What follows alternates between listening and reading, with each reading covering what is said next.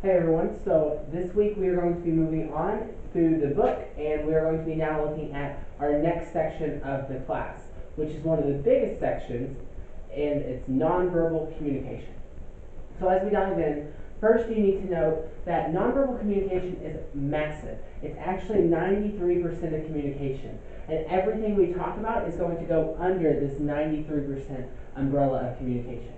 That being said, 7% is only the actual verbal communication. That's the physical words. Okay, the physical words coming out of your mouth, or that is being said, that's being communicated. That is verbal communication. Everything else is 93% falling under nonverbal communication. So let's go ahead and get started. Now, let's first define what is nonverbal communication. It's the communication without words.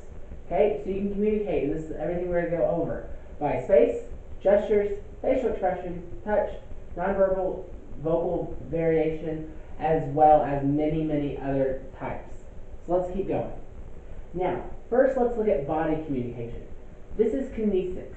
Some of you might be studying kinesics or doing different things like that, and some of you might know a lot of kinesics due to in high school or previous you did a lot with sports or sports and exercise science, but that's kinesiology. And kinesics is the way the body moves, the way the face and the body expresses movement and different things like that. So you can see how kinesics and kinesiology fall into along the same ways because they're the same word and they mean the same thing.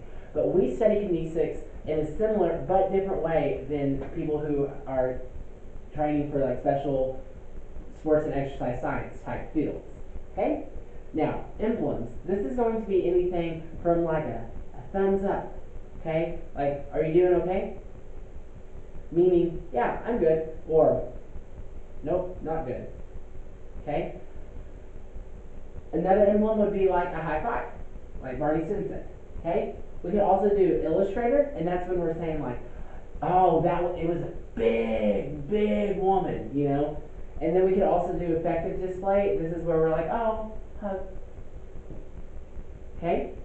And then regulators. A lot of times this is when someone might come up to us and we'll be like, whoa, back off.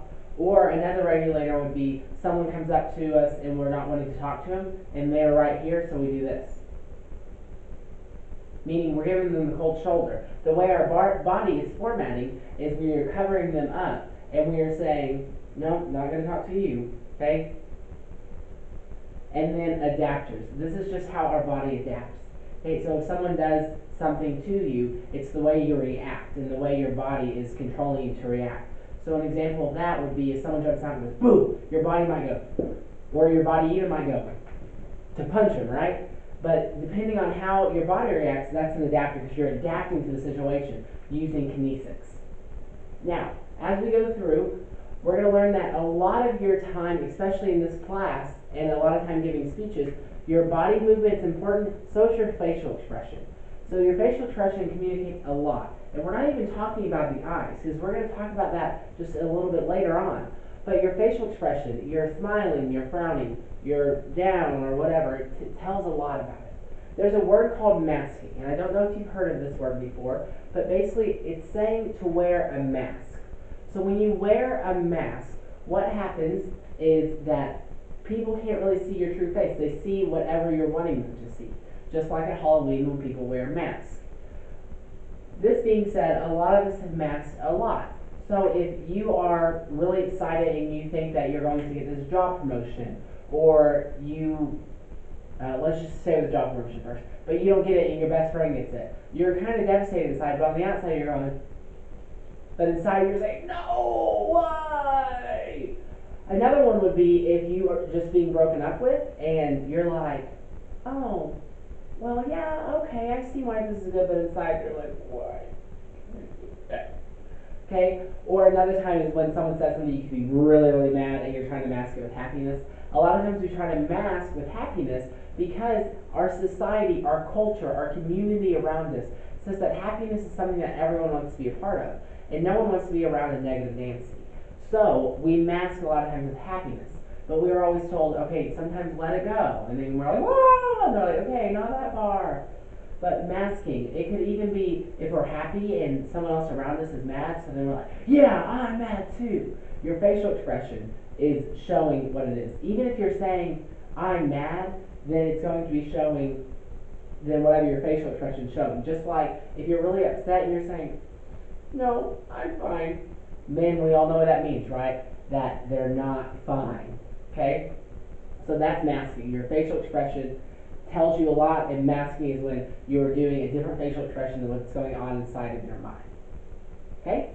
Now, as we move closer from body gestures to facial expression, now we're on to the eyes. I bet you heard that the eyes are the soul, or the window to the soul. Okay? There are two different eye contacts that we're going to be looking at. First of all, it's the actual eye contact. So eye contact, this is when you actually make eye contact with people. This shows respect. In a lot of countries, this shows respect, but you're not supposed to look away, or you're not really supposed to look at the person as much, depending on your level of leadership, the type of country you're at. But in the U.S., we kind of do a little bit of both. We look at someone, we look away, we look at someone as we're talking. It's odd if we're just staring at them. But in other countries, you are not supposed to break eye contact, or it's seen as rude. So, eye contact with visual domination. This is when you are a little kid and you're doing something you're not supposed to, and your mom looks at you, snaps her fingers, and just stares at you. And she does not break eye contact with you. So how does that make you feel? Normally what happens is you're going, and you go back to being a perfect little angel. Because your mom is dominating you and making sure you're doing what you want. She wants you to do because of her eye domination. So you can't even make people do this. If you're just in the mall, I've done it plenty of times, it's pretty funny. If you're just at the store and someone's actually looking at buying something, or at Walmart or anywhere, and they're looking at buying something, and you just stare at them, and just stare at them, then they're going to look at you and be like, first of all, they're going to be like, what is happening? And you just keep staring at them, and they're going to notice that you're staring at them, and they'll kind of keep looking. And if they don't ask you anything, after a little bit of staring, just look at them and say, and they'll put that item down, and they'll go somewhere else to get a different item. It's hilarious. Some people ask, sir, are you okay, or do you have a problem? And they ask you, what is that? But a lot of people, they don't want to say, what's your problem? Say, look. And when you figure out, okay, it's just getting awkward enough where they're about to ask something, just look and shake your head. But that dominance of you looking at them says, I controlled you. And then you shake your head, no. And then they're saying, no, I'm a zombie. Now, it doesn't always work, but it really works a lot of times. And I've done it in the mall, I've done it at Walmart. It's really, really fun. Now, realize Walmart's the one place that they're really going to tell you what's wrong with you. Because, you know, Walmart people. Now, moving on, eye avoidance. This is when someone's trying to talk to you and you're just like looking away. This could mean that you have ADHD and you're just like the whole time, which, trust me, I feel for you. Okay? But a lot of times this is going to be looking at the way our civilization works. We make eye contact a lot. But if we are not making eye contact, normally that means we're ignoring you. So if you're at a bar trying to pick up a hot date, or someone's trying to hit on you, and they're talking to you, first of all, you do the cold shoulder, meaning, I don't want to talk to you. And then as they're talking to you, you're going, meaning, I'm not interested. So if you're not looking at them, that means you're not interested. But if you stare at them, that means that you're trying to control them in a way. Again, this depends on what country you're from. And we're really talking about the U.S., especially kind of in the South. But those are the two things. These are going to be a big part of your weekly assignment, so make sure that you look at this and figure out how to do eye contact where you're just completely staring, and then you do eye contact where you're not looking at all. So this will be very important. Now moving on, we're going to be looking at space communication. This is proxemics. So the definition of proxemics is the study of space. So when you're asked to define proxemics, that's what you'll say it is. The study of space. And the space between, space around, something to do with space is what's needed. But a lot of times, the way people construct the space around them tells a lot about them. First of all, if you walk into someone's room and you see everything that's hanging up, you will see that the space around them, it means that that's kind of what they're communicating. So, for example, if you look in my room right now, so my classroom's laid out for my high school that I teach at. It's over here, and I have a Captain America wall. Okay, so maybe this will help you out. So I have a Captain America wall right over here. So it says my name, it says Hubbard, a lot of Captain America stuff, and then over here I have a Disney wall. Okay? Now, don't get dizzy. There we go. So what does that communicate to you? That communicates to you that I really like Disney, I really like Captain America, that's my style, and my kids know that. So when they first walk in the room, they know that that's something I enjoy. It's storytelling, and I love that. So that space, the way I decorated my space, tells a lot about me to my kids. Another way is the way you handle space and the people with space. So if you're one of those people where there's someone right here and you're like, hello, hello, hello, then your space, you don't like really any space between. But some people are very much like, hello, how are you? If you recently have watched some commercials with the toothpaste and stuff, they kind of talk about all of that and talk about the space in between and all of that. But this is kind of tells you a lot about a person and how they handle their space. So either the stuff they're decorating their walls with, decorating their space with, how they lay out their bed, are they very cluttered, are they very neat, are they very organized, or also goes in, are they a close person, are they a hugger, different things like that. How do they use the space? Now, looking at space, there are 4 different levels we're going to be looking at. So this is just like the communication process, you know, the one with the circle, with the message, receiver, encoding, decoding, all of that stuff. But we're looking at it in a different way. So, here's person A, person B. We can name them Bob and Sally. So, Bob and Sally, if he is only 0 to 18 inches, meaning touching, or 18 inches apart, this is normally intimate distance. This is where you're normally with your close friends.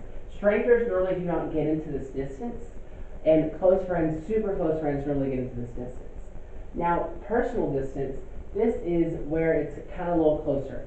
Realize this is harder when you're in a classroom, you're having to sit really close to someone, or you're at Walmart and it's really crammed, and you're just at a place or a concert, and different things like that. So it always changes, but this is the normal.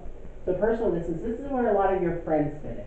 So your close friends, you don't mind if they're right beside you, but a lot of your friends, you want them at least a foot away from you. But you can walk side by side, and you can walk pretty close. But if you're facing each other, you want them a little bit farther than someone who's super, super close with you. Now, social distance, this is normally when you're talking to someone.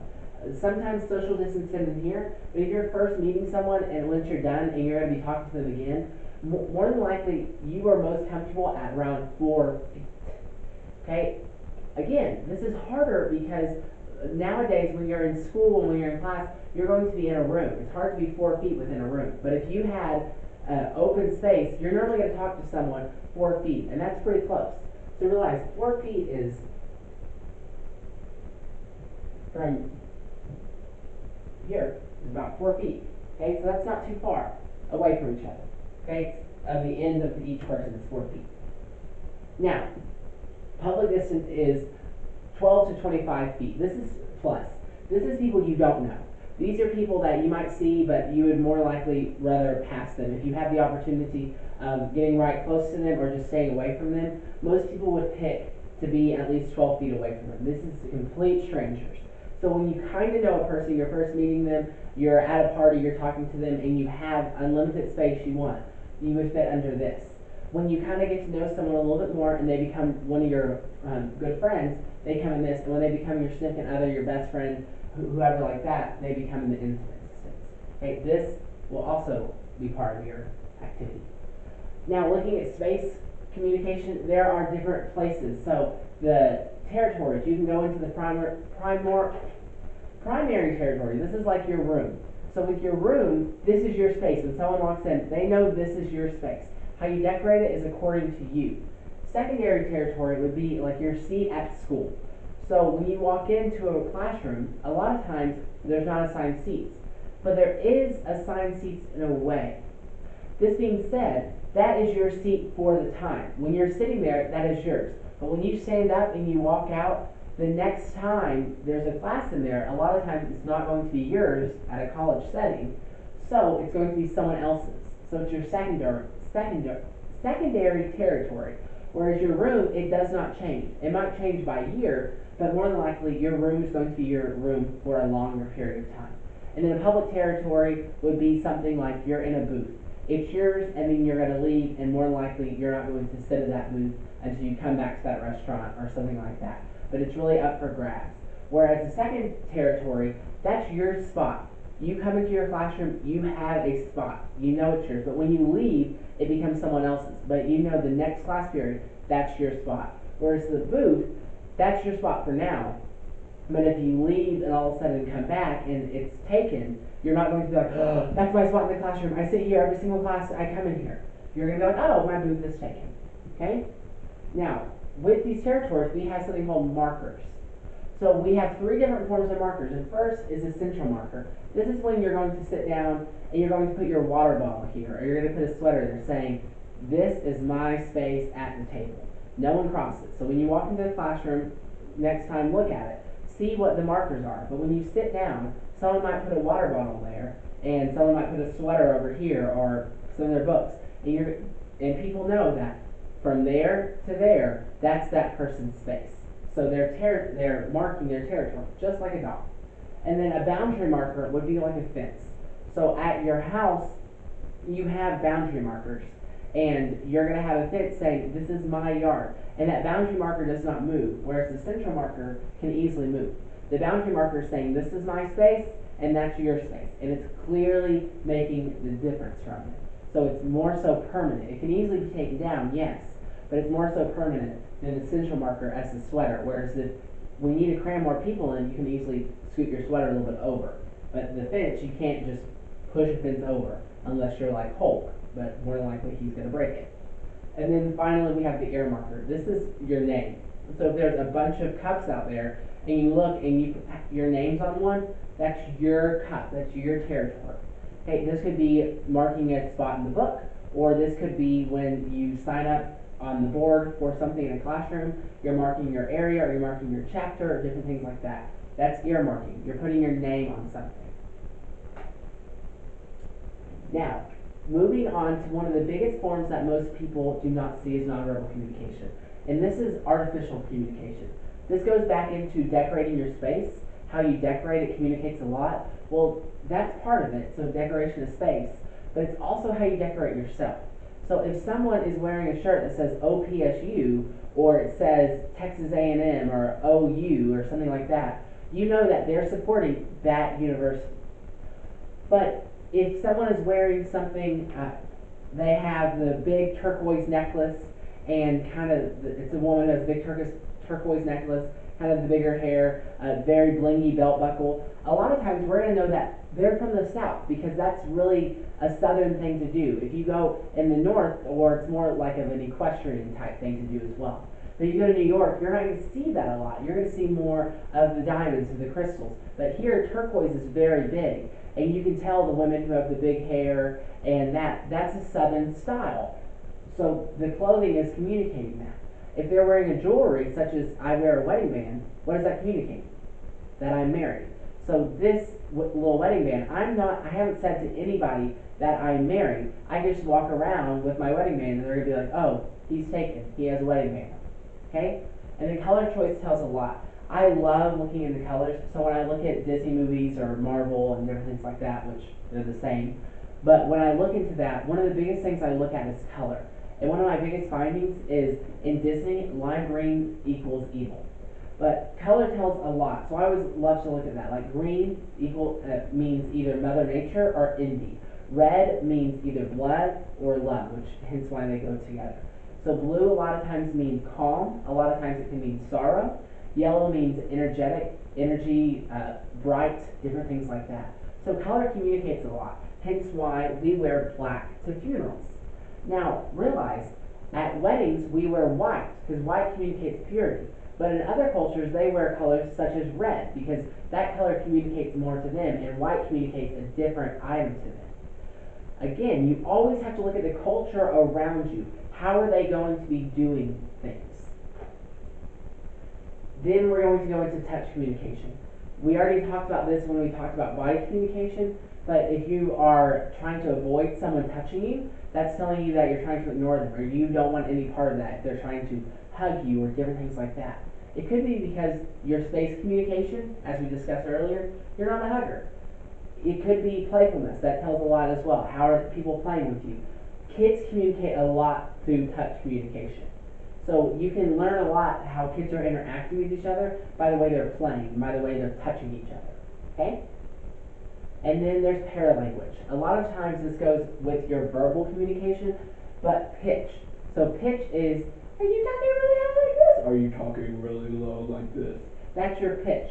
Rate could be, are you talking really fast like this? Or are you talking really slow? So are you talking fast like a mouse? Are you talking slow like a sloth? And then volume. Or are you screaming really loud? Okay, but either those work, and that tells a lot, because if someone is, oh my gosh, I love it. Okay, that's kind of communicating like, oh, I don't know. Last night I actually just watched Night School with Chris Rock, and he does, not Chris Rock, Kevin Hart. This morning I watched a movie with Chris Rock, I'm sorry. Okay, but Kevin Hart does this in a lot of his movies. And when he lies or when he's trying to do it, he makes sure, as an actor, he makes his voice go higher pitch. And they're like, your voice just went up. You're lying. And that told them a lot, because your voice just went up. So if you're surprised, your voice might go up. If you're really sad, you might have a very deep voice. But rate, if you're really excited, you're probably going to be talking really fast. And some people just naturally talk fast, but they're just naturally excited. But if you're slow, like Eeyore, you're going to talk slower. And then volume can mean a lot too. Are you at a football game where you're screaming your guts out? Or are you really angry at someone, so you're raising your voice? They actually found that one of the best ways to communicate when you're angry and people aren't listening to you is you're actually supposed to whisper, because that makes people calm themselves down to listen to you. So if you ever become a teacher, or if you ever become a parent with many children, or if you are a parent right now with children, this is the best way, so give it a try. Because they're being loud, and all of a sudden you start talking like this. The kids will slowly start looking. In my classroom, for the middle school I teach, the one class I teach there, when they're being loud, I just kind of start whispering, and they all get really quiet within a minute. My mom would always whisper at me, and she was a teacher as well. So when my mom started whispering, you knew you were in trouble. Now, these three communicate a lot, just like everything else. But one of my biggest functions, and one of my biggest things that just, time communication. So being punctual is huge. If you are late constantly, you're going to show that you are disrespecting. If you actually had me in class and you were late multiple times, you would start being counted absent, because I realized that you don't care about the class to show up on time. Punctuality shows a lot. If you're going for a job interview and you show up 10 minutes late, you're more likely not going to get that job over someone who showed up on time and had equal qualifications, because it showed that they cared more than you didn't care. I'm an Eagle Scout, and I know in the military and a lot of places they say this, and you probably heard it a lot, but what they always said was, if you are, if I can remember correctly, if you are 15 minutes early, you're early. If you're 15 minutes early, you're on time. If you're on time, you're late. I can't remember, I didn't quote it exactly, but you know what I'm talking about. But that wait time, which is the second one, tells a lot. How long are you making that person wait? I have a friend that is always late. Last Friday, we went out for someone's birthday, and we were all supposed to meet at 7:30. She was there at 8:40, so over an hour late, which in the end, we actually got in without the cover charge, and she had to pay the cover charge, which was fine. But that wait time told us a lot. But we also know that she's always late. But wait time tells a lot. And the duration of how long you're there, how long you're talking to someone, how long do you let someone talk, how long you are talking, everything with duration goes along with that, as well as talk time. And the work time tells a lot. If you are working a full-time job, are you working the complete hours? I work with someone, I get here every morning at 7:15 and I leave about 5:15. And I work with someone who is also full-time, and I just know that she gets here at 9 o'clock and she leaves about 2. And we're technically working the same amount of hours, even though I'm here longer. But that work time has communicated a lot to employers and people around me, and that's why I'm able to do a lot more, and I'm asked to do a lot more, is because they know I'm going to be here a lot more. okay? And the relationship time, this goes in with how long you're friends with that person, how long you're in a relationship, etc., going back to our interpersonal communication, okay? And one of the biggest forms of nonverbal communication is silence. Just like Sheldon Cooper teaches us, silence is key. So, if you can't read it, this is Sheldon and Amy on a date, and Penny walks up as the waitress, and she says, awkward silence, Sheldon is on his phone, no touching. Must be a date night.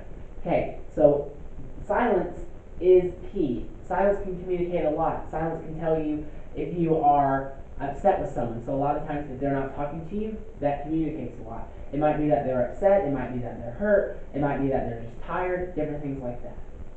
Okay? So all of these, you have to make sure you know the culture around you. So if you go into a place in Asia, and you go ahead and you're sitting, and you put your feet up, and you're showing the heel of your foot, that's actually disrespectful, because this is the dirtiest part of your body, so why would you want to expose people to that? So in places in Asia, you need to make sure that you don't go over there, because if you do, then that's going to show that you are disrespecting them, if you're showing the feet of their heels, or the sole of your feet. When I went to China, I looked at all of this. I looked at what the color symbolized, I looked at what things are, I talked to a lot of people before I went over, and there was a lot of differences. So what does it mean to them? What does time mean? What does facial expression mean? All of that. You have to realize that before you go into another culture and you start making assumptions about them, because a lot of times your assumption might be wrong. So make sure you remember that. Now make sure you look at your activities and your different things like that for your weekly items. Both of these things you're going to be looking at eye communication for one of them, and then you can just read about the rest. I want you to break one of these nonverbal barriers, so it could be anything. One of my favorite things that I've done to break the nonverbal barriers is I walked into an elevator. I realized when people walk into an elevator, what happens is they walk in, and then they either go to one side here, and then the next person will come to the next side, and then the next person will come into the middle, and then here, and they'll file in. What I did is I walked into the elevator, I never turned around, and I sat down. Okay? So see what people's reactions are. Think about one of these things that we talked about. So it could be the silence, it could be talking about touch communication, it could be body language and anything like that. And how are you going to break it? Think outside the box. Go crazy. Have a lot of fun. The wilder, the better. If you have any questions, just like every single week, let me know, and you can email me, and I'll always be happy to help you. Other than that, you have a great week. Bye, guys.